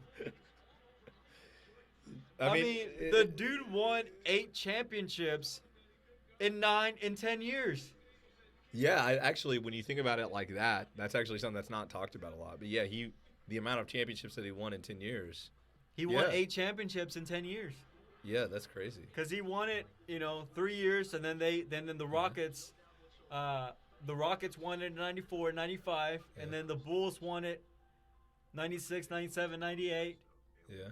99. The Spurs, I think. No, somebody else won. Yeah, the Spurs won it. Pop's first, and then Phil the next 2, 2000, 2001. That's wild. That's wild. And then went to another. Was that when they lost to They three-peated. the first time around? Yeah. They three-peat. Dude, he won 9 championships. Phil Jackson, man.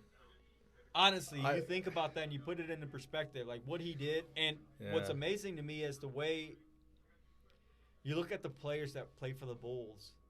Dennis Rodman, Scottie Pippen. Yeah, but some of that credit does have to go, unfortunately, in some people's eyes, to Jerry Krause. I mean, he was the guy that kind of. No, but that's pull some of fine. this Give from, him the credit for assembling. Yeah. The all putting the pieces into place. But nothing works without Phil. What really got me thinking was, you analyze Rodman, man, and the type of individual that he was. There's no way that he functions the way he functioned for the Bulls if you don't have a coach like Phil Jackson. Jeez. Scottie Pippen just dunking on people. Yeah, I think that Phil Jackson is just like a weird individual to most people, but he just fit in the perfect storm. And he understood people. The 92 Bulls, the best team ever. See, what's interesting is this is the team with like John Paxson, Horace Grant. I don't think it has Steve Kerr on it. In 92? Yeah, I don't know. Yeah, B.J. Armstrong.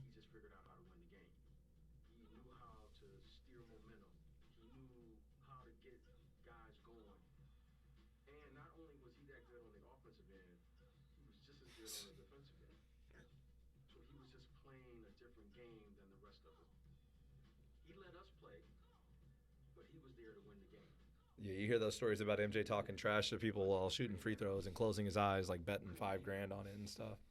It's funny stuff, man. Like, I mean, he truly is like an apex predator. You know what I mean? Like when you talk about like people that like allow human beings to like live. Like, dude, if we were back in the days where we were throwing spears and shit, okay, people like Michael Jordan and Kobe Bryant would be the reason why we would live, okay? Because those motherfuckers would be like, look, I got an idea, you know? And then they'd fucking do it. And then we'd be like, all right, now we're eating. So, like, I don't fault these people for their craziness, but they are obsessed with winning. Yeah. I mean, that's just what it comes down to. I was going to say exactly that. The obsession, I think it drives everything.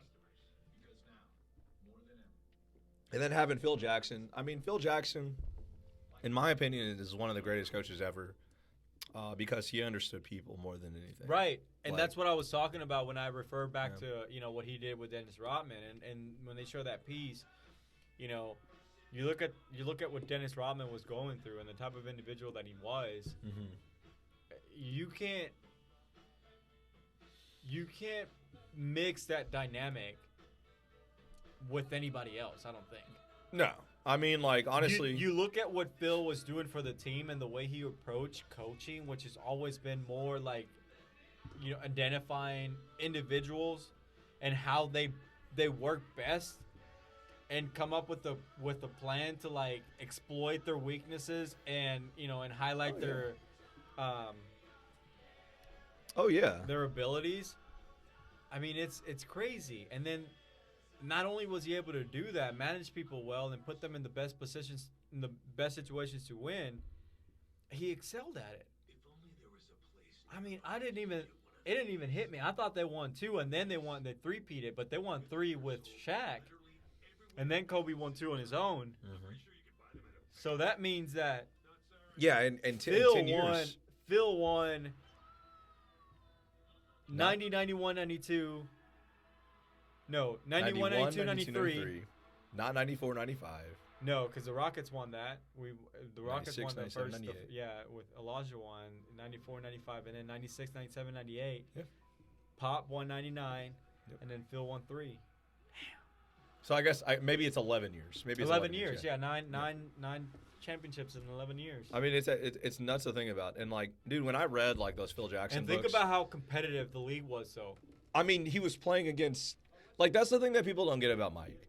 Like, the reason why Mike didn't play against anybody else, like, quote unquote, like, legendary, is because he stopped them from winning. Like, they didn't win anymore. Like, after Bird and after Isaiah Thomas, there was no other greats but Mike. yeah, I mean Like- they competed against the Lakers with Magic. Yeah, and he beat him. And then he beat Shaq. Yeah, I mean, it's like, whoa, how? Granted, Shaq did beat him one year, the year that they came back. That's one of the crazy things about Shaq, man. Shaq is one of the only people. Shaq and Penny Hardaway. Like, Shaq, dude, that's a great example. That's a great example. Shaq and Penny Hardaway were considered like a duo of like all time, right? And then they couldn't beat Mike. they got Like, swept. they didn't beat Mike one time, and then they lost in the finals, if I remember correctly, Yeah. to the Rockets. Because Elijah Wan went off, okay? And Steve Smith and all those, or not Steve Smith, Kenny the Jet Smith. But anyways, yeah, man, like I said, Magic Johnson is covering the NBA Finals.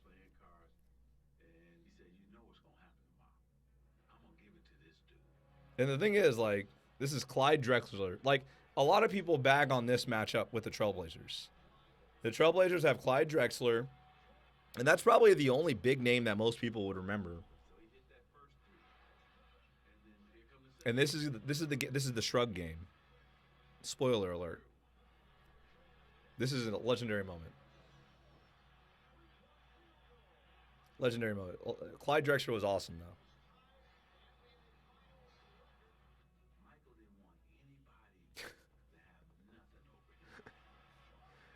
Here it is. Hit that shrug, bro. Hit that shrug. What's he hit after number 6?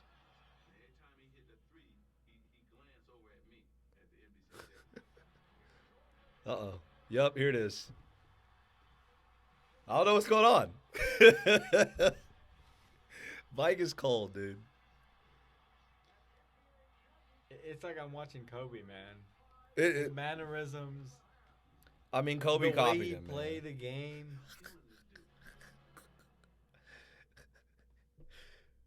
They murdered him that game, dude. It wasn't even close. So I attacked him every night. Like, I wonder who the other team was that they could have played in these finals. Because, like, this is the finals that everybody looks at and they're just like, dude, the other team sucked. Because I think the next one might be the Supersonics. I don't know. This was 92, 93, right? Yeah. Bulls Blazers. I think there was a video game called this, man. There's literally a video game called Bulls versus Blazers. And the thing is, Clyde Drexler, man, he actually wasn't bad, dude. Like, Clyde Drexler's not, like, one of the top 5 greatest of all time, but, like, Clyde Drexler's probably on the level of, like, fuck, dude. A Russell Westbrook. I mean, I'd say he's, like, that level of player. Like, I mean, the guy played on the Dream Team. You know what I'm saying? So, like, he's called Clyde the Glide. I mean, he's a legendary basketball player. But, I mean, this is just the ascension of Mike into greatness. You know, it took him 8 years, I think, 7, 8 years to win a title. 84. They won in 91 for the first time. 6, 7 years.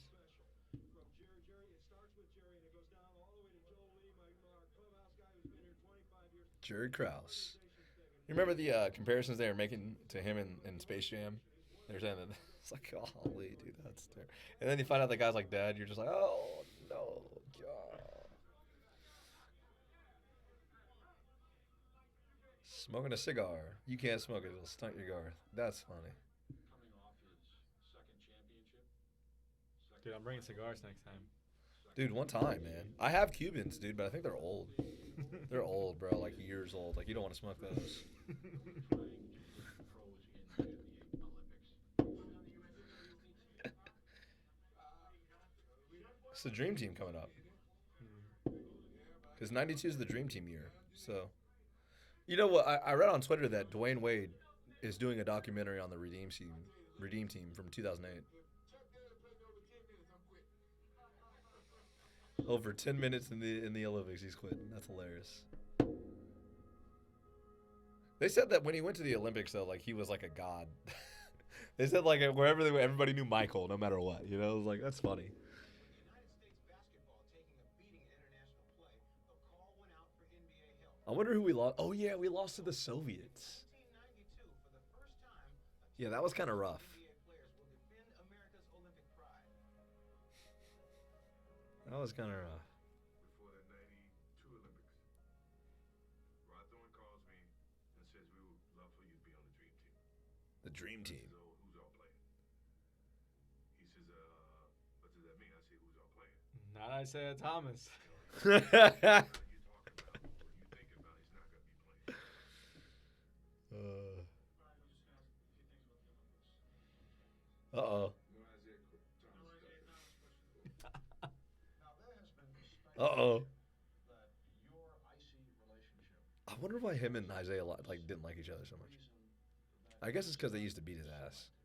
I respect Isaiah Thomas's talent. To me, the best Uh-oh. point guard I guess he's of all about to say time it. is Magic Johnson, and right behind him is Isaiah Thomas. No matter how much I hate him, I respect his game. Now, it was insinuated that I was asking about him, but I never threw his name in there. I don't know what went into that process. I met the criteria to be selected, but I wasn't. Dream Team, based on the Would you rather win 2 rings or an Olympic gold medal? camaraderie that happened on that team, Well, I mean, You know, I mean that seriously. it depends. No, Are 2 you rings or Olympic gold medal right now. Are you talking about Dream Team gold medal? No. Or are you talking about that is the team that's going to be talked about for generations. Do you know who was part of the 2007 or whenever, Like the Spurs, probably. No, like I mean, it's probably what I the meant to Spurs, say is like, probably. do you know of another team other than the 2008 Olympic team that has as much buzz as the Dream Team? That's what I'm talking about. Like, are you talking about like Dream Team Olympic gold medal? All Because right. it's always going to be remembered forever. So spot on the Dream Team or 2 rings. 2 rings for sure. I mean, like, come on, man. I mean, it's like, dude, like, I would love to win a gold medal for my country and all, but like, yo, 2 rings? the practices, and the camaraderie, how the guys bonded together.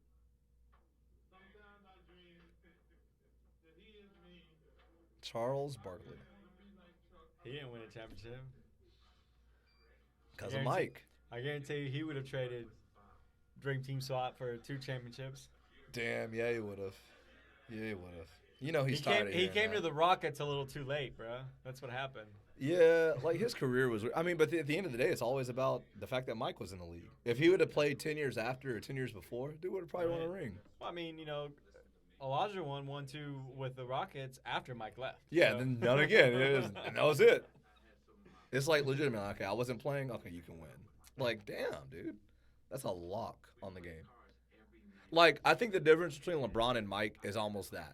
Like, you know how LeBron went to like 9 straight finals or whatever. If the dude would have won for 9 years, they would have been like, damn. I think that LeBron wins more with a coach like Pat Riley or Phil Jackson than he did with all the coaches. Dude, LeBron James has always driven the teams that he's been in. He's been on. Magic and Barkley's team got off to It's always been and that's been his biggest problem. It's always been LeBron James, except for the 3 years Yeah. that he won championships at Miami, where it was more of a team like, let's get some depth on the bench. Let's get obviously the 3 star players playing good Yeah. basketball. Gotta have Mike Outside Miller of in that, there, who coached LeBron at Cleveland I during mean, his first stint at Cleveland? you got a point. Who Man. coached LeBron at Miami? I mean, Spoelstra was a good coach. He's no Phil Jackson. I would say. I guarantee you yeah. that Phil Jackson wins at least 3 out of his 5 in Miami. I think that speaks more to James' greatness than like the what if. Like, who the fuck taught LeBron James how to play basketball? Like that's the one question that you know who asks? Isaiah Thomas. That's the one. If you ever look up Isaiah Thomas on LeBron James, he has that quote. He says the one thing that I don't understand about LeBron is like when you look at all the greats, they had a coach. Like the greats of like the 50s and the 60s, they had like people like Red Auerbach. The greats of like the 70s and the 80s, they had people like Riley, Yeah, like Pat Riley, Larry Brown. people like that. In the 90s, Phil Jackson, Pop, right? Popovich. Even if you wanted to throw like modern day geniuses like D'Antonio, right? Yeah, and like Steve dude, Kerr and all those who guys. the hell is LeBron's coach? Who taught him how to play basketball? Yeah. Nobody. He hasn't literally had- is just a genius. He hasn't had a coach that can work with the team, put the pieces into play, or work with the pieces that he's got. I mean, you think about these Bulls players, man. It's Mike, and then Pippen, and then after that, they're all role players. I mean, Tony Kukoc is really good. Right. Dennis Rodman was one of the top. But he's probably the greatest rebounder of all Dennis, time at that But point. Dennis played 2 years with the Bulls. Okay, so yeah, fair. Okay, so Dennis was part of the. The last The last? 97, Yeah. 97, 98. Touche, yeah. You know what I'm saying? Yeah. So, yeah. Kukoc wasn't a part of all of them either. No.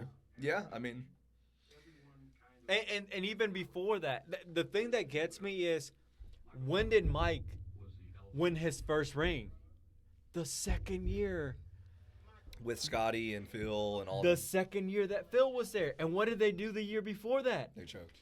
No, they didn't. They were playing the Pistons, right? Yeah. They were getting run out Scottie of the Pippen, yeah. right. But that's what I'm saying. Like, Well, I kinda they was joking, almost I guess. they almost got over the hump. The They year went before. 7 games. Yeah. They lost game 7. yeah. They went 7 games with Phil. And then they come back the next year, and what do? They beat the Pistons. But what did it take for them to get over the hump? It wasn't Phil. It was Scottie Pippen. But still, though, But I agree. That But Phil Jackson is one of the greatest coaches, if not. the I greatest think coach. Phil Jackson is the greatest coach of all time, all sports. I would hands tend down. to agree. Yeah, I would tend to agree, man. Like I'm telling you, in the books In that I've professional read, sports. yeah, professional sports, yeah, easily. In reading his books, man, the coolest thing that I've ever read is the fact that like the dude just saw a bigger picture of like, if I'm gonna have you be the best you can be, I need you to know that I believe in you and that I'm with you. You know what I'm saying? And like he understood that, and his players eventually bought in. Right. I remember one time I was reading a story, and they walked in. The Bulls walked in the locker room, and there was like smoke, and it was like smoky in there, right? And Phil was burning incense to like change the feng shui of the locker room because they were losing. And they walked in there and they said, "Phil, what you smoking?" And like that's the kind of coach dude was. Like the dude just kind of like was in a weird kind of, I'll use the word zen. Yeah. Because they even talk about how when they walked into his room, like his coach's office was filled with like zen stuff. Like he had like a little zen garden of like sand and rocks and stuff that had to be on point. Like it's just a completely different approach to coaching that I don't think most coaches would be comfortable doing. And I think that if coaches did it now, people would think that they're crazy. You know what I mean? Like it just wouldn't work. But I think that one of the and I see this in coaches, good coaches, great coaches. You know, the Nick Sabans with all his bursts and things that he does. The Phil Jacksons, the Pat Rileys, the Mac Browns. yeah, Mac Brown, dude, winning again, by the way. I think that they have this aura about them and this gift to them that they're able to connect with the individual like on a human level. And then they're able to kind of build that bond with you. I mean, think about the coaches that you've played for, Yeah. or think about the players that you've coached, and you've developed that relationship with them, and how much better they play for you when they know that, hey, this is my dude. Yeah. Like honestly, that the relationship between a player and a coach is insane. I think that's what drove me to coaching. Is the fact that I craved an awesome relationship where like you could run through a wall for me, I would run through a wall Yeah. for you.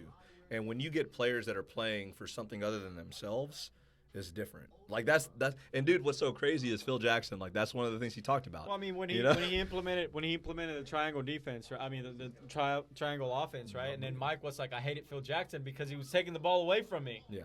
and that's all Mike knew how to do Yeah. prior to Phil getting there.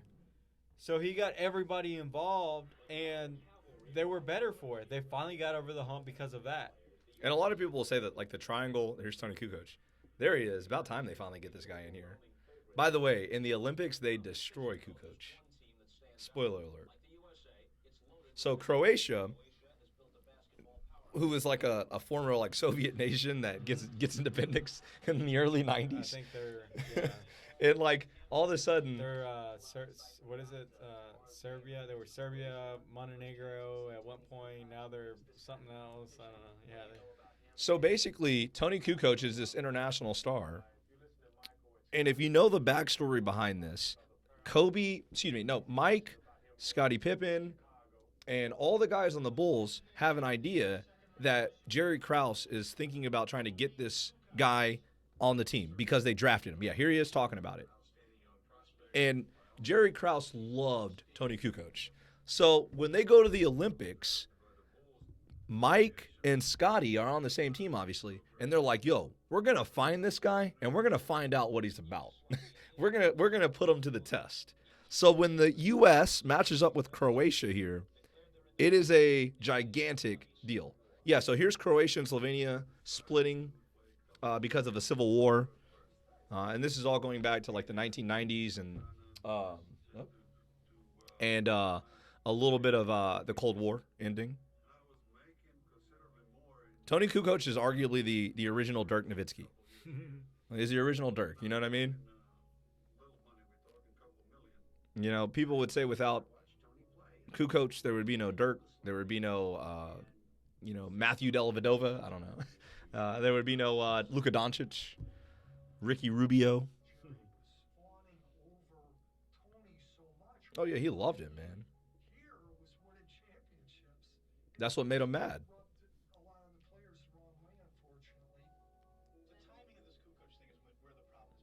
I mean, the crazy thing is Kukoc is actually going to be ahead of his time. That Yeah. makes me, that upsets me, man. The way they did Pippen, man. I mean, it's insane to think you have one of the top 50 NBA players on your roster and At you're the giving. at the time, Tony, Scotty was top 5, man. Oh my God. So Tony had no idea when he stepped onto the court. That's hilarious. That's hilarious. So he's thinking we're buddies, we're about to be on the same team, and they're about to destroy him in this game, y'all. Let me guard him. I love it. I love it. And they're just going to get all in them, dude. And the thing is, Tony actually doesn't play bad.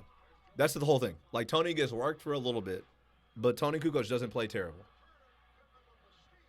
Well, I didn't play a good game. I got surprised by how strict they played defense. I didn't expect somebody to be next to me literally the whole game. I didn't expect them to play hard. Became a great teammate, and I love Tony Kukoc for who he is. But the way he was introduced to me and Scotty was, I didn't appreciate it, and it drove my energy. And, dude, Tony actually, he doesn't do too bad, man. He eventually gets back. I feel bad for Tony. I thought Michael and Scotty were out of line. He was terrified. Oh, yeah, dude, they went right at him, dude. The whole They game. robbed him. The whole game. Like, imagine being Tony Kukoc and having no idea this is what's going on. You're like, why the hell are these guys guarding me so hard? Like, damn, isn't this guy like Michael Jordan? Like, isn't this like Air Jordan? Why are they fouling me?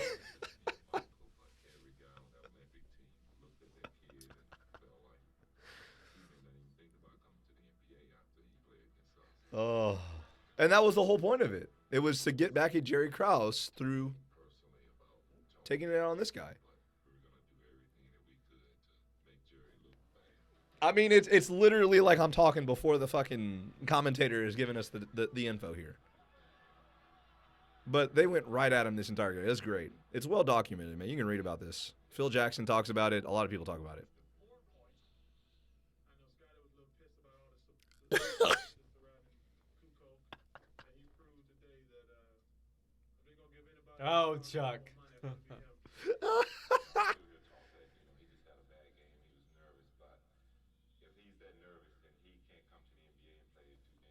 Damn.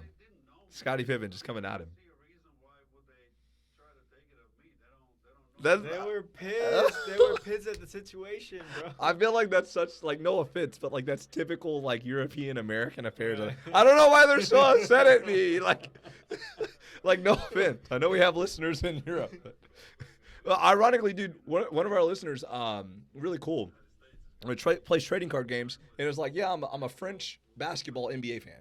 Like, he loves basketball. He's like, yeah, I follow the basketball players. He started naming, like, French basketball players. I forgot were French. Joakim Noah, Nicolas Batum. Like, I was like, what? So who would have guessed? You know, basketball is truly international. So this is the gold medal game, and then this is when Tony comes back. Yeah.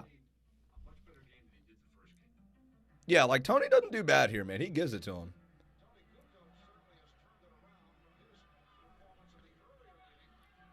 I really think that Tony Kukoc is actually really good. Yeah. I think Luke Longley is actually really good. Like, I actually think that the Bulls teams were actually solid, really, really good teams. Oh, yeah. It wasn't just Mike No, I know. and Pippen. Yeah. It was actually a really good team, in my opinion. I mean, Mike was dominant, but yeah, he had. It was like having LeBron with a supporting cast, is what I'm Right. saying. You know what I mean? Like, he had a supporting cast that was actually really good. Like, instead of J.R. Smith, he had Steve Kerr. Like, that's the best way to look at it. Emasculated. Jeez, what a word to use. That's rough.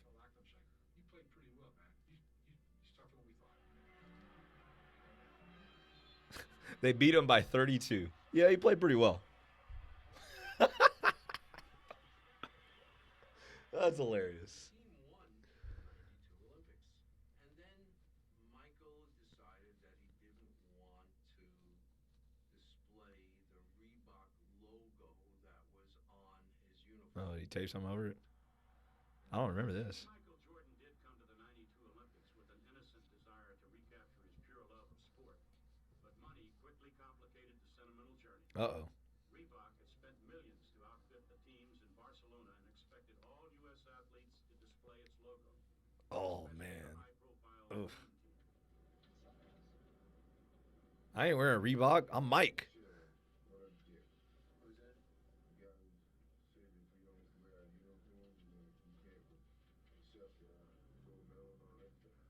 Still a big issue. They still talking about that? No, they didn't try to hide the Reebok on it. But they can't hide it like I'm gonna hide it. Ah. Mike. They in for a big fucking surprise. I love Mike, dude.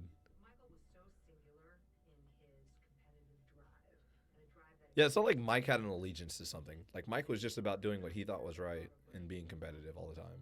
on a global stage, receiving a gold medal at the Olympics. So he covered the Reebok logo up with the United States flag. It was extraordinary. That's hilarious.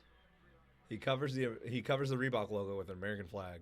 By the way, Reebok, if you want to sponsor us, I'm not upset at you. Shout out to Reebok and Nike and Under Armour and Puma and whoever makes Steph Marbury shoes. I mean, the Dream Team was legitimately the reason why probably people are fans of basketball in Europe.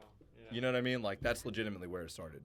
Like, people can give Yao Ming and people like Kobe and the Redeem Team and all that, but, like, dude, when Mike and them went over in 92, that made it international. Bring sports into that place. I mean, people were doing this to see Mike and Magic and Larry. I mean, this is when it was confirmed that it's global. And it's not global for just one generation like Magic and Larry. It's global for a while. Right. This really was what triggered an international. I mean, you had soccer and stuff like that, but this is a little different because soccer never really picked up here, right? Even though Nashville has a soccer team now, and I mean things have changed Do now. we? I mean, Dude, I mean, when all this settles, like, is Nashville still gonna have a soccer team? I mean, yeah. like, So dude. so I'm actually looking at potentially, hopefully, looking at some work at the new stadium when those plans are still ongoing. So packages are being priced out. So hopefully we'll do some work there. And yeah, man, I think it'll be here once everything kind of. Could you imagine starting a sports team when everybody's scared to go out in public? It's like the worst timing. I want to be like Mike. The classic Space commercials. Jam. Was this after? Space Jam is what, 95?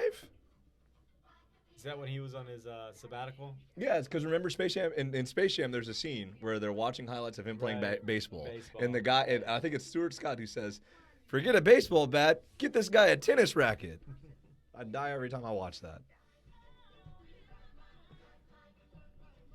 That's right. That was Mike's Dave Chappelle moment, huh? Yeah, just dipping out on everybody. Oh, they finally put President Barack Obama. He was on it last time too. But they put a local Chicago resident Oh, last really? time or something like that. I did not described. see that. That was hilarious. It was all over Twitter and stuff. Michael Jordan or Oprah Winfrey or Barack Obama, so long as it's understood that you don't get too controversial around broader How old is issues of Barack? social justice. Is he like 50s? Probably, right? I think Barack is getting. I think he's in his 60s now. I don't know. 60s? I think he's in his I think 60s. it's 50s. Because if so, he was right in the middle of that. I gave him 2 R's. I think. So 58. So he was what? 92. He was what? 30, 32, 31. Oh gosh. He was. Hey, I would be hype if LeBron moved downtown all of a sudden. 1990 North Carolina Senate race, you have the infamous Yeah. Jesse Helms and an African American by the name of Harvey Gantt. It's one of those things where some of these things are not really remembered as much. Principal figure in terms of his racism and conservative politics. There's nothing cool about Jesse Helms. Helms can take full credit Jeez. for killing a new national African American museum. Helms also stood against the Martin Luther King holiday. Oh. That we wouldn't have segregated schools or largely segregated schools. Freedom of choice. Jeez. This guy sounds like somebody from the South named Bull Connor. Segregation now, segregation. It's like, oh, whoa. To support Harvey Gantt, and the statement that emerges, Republicans buy Nikes too, sounds as though Michael is saying my personal wealth is more Yeah, a lot of people give Mike than a lot of my crap for politics this. as it pertains to the issue of race. I don't think that statement needs to be corrected because I said it in jest, on a bus with, Horace Grant and Scottie Pippen. So he's on a bus. I never knew that, actually. I never knew the context of when he said it. That's actually very true. PSA for Harvey Gantt, and I said, look, I'm not speaking out of pocket. I don't know, but I will send a contribution to support it, which is what I did. Oh. Conservative incumbent Jesse Helms won a 4th term, defeating liberal black Harvey Gantt. There is no joy in Mudville tonight. Oh, jeez. That is very racist. Oh, my. Michael did lose some credibility with that. Yeah, I don't think you can get away with calling places Mudville anymore. I don't think that's a thing. I don't think that that's I necessarily wonder what he okay. meant by that. Mudville. Hmm. You know why? Hmm. Because he stood for something. He stood for something, even if it meant sacrificing a payday. We respect that. Ultimately, Yeah. Michael Jordan may be forgotten. Ouch. Muhammad Ali won't be forgotten. You know what's crazy is people used to hate Muhammad Ali, though. Muhammad Ali for standing. Like for like a 2-3 year period, man, I feel like a lot of people hated him. Obviously not everybody, but I thought of myself as an activist, but I thought of myself as a basketball player. But I wasn't a politician when I was playing my sport. I was focused on my craft. Was that selfish? Probably, but that was my energy. yeah, that's one thing that definitely is different about Mike and LeBron. It was reported that Michael said, Republicans buy sneakers too. For somebody who was at that time preparing Yeah, not a great time. Stood for. You would have wanted to see Michael push harder on that. Right, you got to look at it in in context, right? So He was still trying to if you understand what the candidate managing stood for, this Yeah. image. you don't have to be political, but you can come out and say And how do I live up to what's right. It's never gonna be enough You know, for everybody. I know that. I get Because everybody has I get when they say, in terms of what they think I should do or what you know, stick to you're a basketball player, stick to basketball. Yeah. I'm not necessarily saying like you don't have your own opinion, but when you know something is wrong, that's black and white. Yeah. You don't necessarily have to be political. then maybe I'm not the person. You know, it's either yes or no. Yeah, and I think Mike was just so caught up in like not caring about politics. Right. Yeah. Like I mean, like I don't think even that the now dude to cares. this day, man. you know, I don't think he does. I think he cares more now than he did back then, but I don't think that that's a lot. You know what I'm saying? Like I'm not saying that like it's like tremendously more, but I think that he's obviously more aware because of this. Right. You know? I mean, even in I mean, the same thing goes, you know, with when he was talking about, when Isaiah Thomas was talking about, you know, what went down back then. Like Yeah. now, in hindsight, I would have shook their Right. hands. You know? you know what I mean? Yeah. He's like, oh yeah, if I'd known that was gonna be a thing, like I would have just shook their I hands. would have, yeah. But that wasn't. So That was just. I feel like that was even in the grand scheme of things. That was just like the cherry on the top. You know what I'm saying? Like if I put myself in Mike's shoes there, like dude, you guys basically fought me on the basketball court for the past 3 years. Like every time I tried to play basketball against y'all when it mattered, y'all literally fought me. That was a rule that y'all made specifically for me. So I don't have to respect y'all. I don't have to give any kind of love to y'all at all. But when you walk off and don't even say good job beating us after getting through that, yeah, I can say fuck you. That's basically what Isaiah Thomas is in Mike's situation is. Make it a 10-part series and release it in the year 2020. It's going to be lit.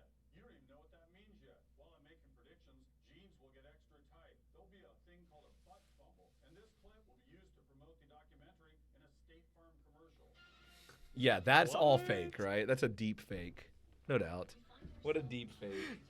Have you seen those deep fakes where they can make people say anything? I've heard about it. It's a real thing, dude. I'm telling you, I could pull them up now. I've heard about it and I've read into it. Yeah, I mean that's again, man. We've gotten away from individual responsibility. We don't talk about that as much anymore, and I think that with anything, right? So you hear something and all of a sudden you wanna spread that as fact, which a lot of the things that whether they come from well-known sources, you still got to do your due diligence, man, on everything. Yeah. You have to To on look it up, everything. yeah. Figure it out But for we yourself. don't do that. We don't do that. We take a Twitter, we take a tweet, and we spread that like it's fact, I mean, Kim Jong-un. right? I mean, apparently. we don't know that, but I we're mean, talking about it, and we're making weird story. assertions like we know what's going on. Weird story. The U.S. government is claiming we never saw any evidence that he was ever in any kind of trouble. Like, I mean, complete, like, just distancing themselves like fuck from Twitter, from everybody that ever claimed. Like, When a lot of the Interesting, sources dude. that people were reported on were probably coming from the government. I mean, I'm not going to go that far, but I'm just saying when TMZ calls you dead, usually it's You're not dead. great. Yeah, I mean, like, TMZ is, is when usually not TMZ right. calls it, you're dead. Like, I mean, I hate to say it, but guess where I found out, the GOAT was TMZ. So, I don't know, man. I don't know. Uh-oh. Uh-oh. This guy talking about a parade after the Bulls won? Yeah. Uh-oh. Yeah, don't get in a car with strangers. Don't do that. Wow. Wow. Maybe that was the thing that changed his whole life, huh? Jeez. Do you remember following this in '98? Dude, all I remember is the shot. I remember watching like random games with Michael Jordan, and then I remember watching the shot. I do remember the shot because like I remember like This is '98. How old were you in '98? was 7. I was 10 years old in '98. No, I was 9 years old in '98. Well, The reason why I remember it is because like I remember like practicing it, because like I always ask my dad, I was like, isn't that a foul? Like, can you not like if I do that to you, is that not a? I always remember that, like talking about that. So I don't know, man. But Mike didn't push him, for the record. Byron Scott, you have no case there, or Byron Russell, whatever your name is. I think it's Byron Russell.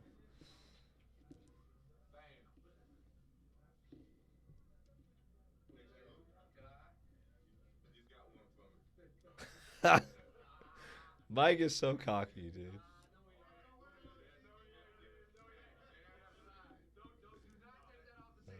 Do not take it off the tape. There you go.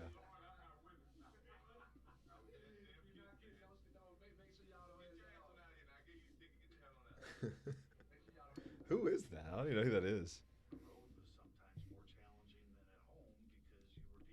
I don't even know who that is. Oh, God. Can you believe though the type of tumultuous season that they had in '98, coming back from a 72 game winning season? Is that what they won? 72 games. Yeah, that's actually crazy to think about. That's actually coming off. Same off of this. team. I think. I mean, they didn't have Scotty for the majority of it, for half of the season, and obviously Scotty was going through his things. But Oh my gosh, dude! I never saw this. Yeah, but Atlanta, Bulls, Jordan. That sounds like the perfect storm. Could you imagine that? Like that just sounds like the perfect storm. dude, I can't imagine what that environment was like. He's playing against like Steve Smith. I think Dominique Wilkins is gone by now, obviously, but it's 90. It's way later. But I mean, you just got to think about what Atlanta is made out of, man. I mean, like Atlanta is. I mean, majority. Let's just be real honest. I mean, there's a lot of African Americans there, man. The metro areas, yeah, but you get out in the suburbs. I mean, the metro area is huge. Is the thing, like, right? No, yeah, I get it. But when you get outside in the suburbs of Atlanta, it's a lot of old white money, man. Oh yeah, it is. But like Atlanta is huge, and it's a lot of African Americans that never decided to move to Chicago. Right. And maybe they have family that moved to Chicago, so there's a lot of connections there. Because it kind of goes back to like the Great Migration after like desegregation and slavery and all that. Isn't it so not funny, for lack of a better word, but like how all of that has historical context? Oh yeah, dude. And the influences of the African American community and their struggles and how that kind of shaped that. I mean, you got all these celebrities at the game in Atlanta. And you're right, because partly is because of like the fact that there's a lot of the fact that our history has made the country look the way it has. I mean, it's kind of the best way to put it. That's one of the things that I worry about Nashville. Jerry Seinfeld. It's one of the things that I worry about Nashville, and we talked about this the last time I was here, but you look at businesses that were... Jerry Seinfeld meeting Mike, by the way. I just think that's random, Seinfeld meets MJ. Was that before or after? This is before the finale, right? Like the finale's later, right? I don't know. I never really got into Seinfeld. You never got into Seinfeld? No, man. I don't know. I might be spelling it wrong. Yeah.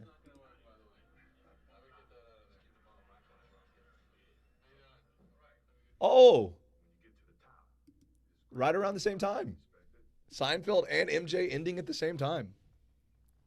Yeah. That's crazy. Actually, it had ended already. No, wait, because they're not in the playoffs. Playoffs are in the summer, right? Dude, I didn't know Seinfeld was in '89, but yeah, the playoffs are like usually they end in June.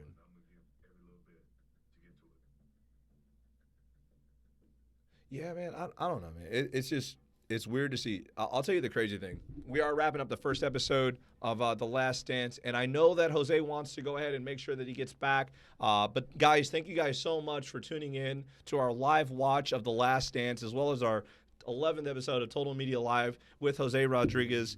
It's been great getting to catch up with you again. I'm sure we'll talk a little bit more as we kind of wrap things up. Yeah. But thank you guys so much for tuning in. Remember, if you guys enjoyed this, you can find more clips of our podcast on YouTube.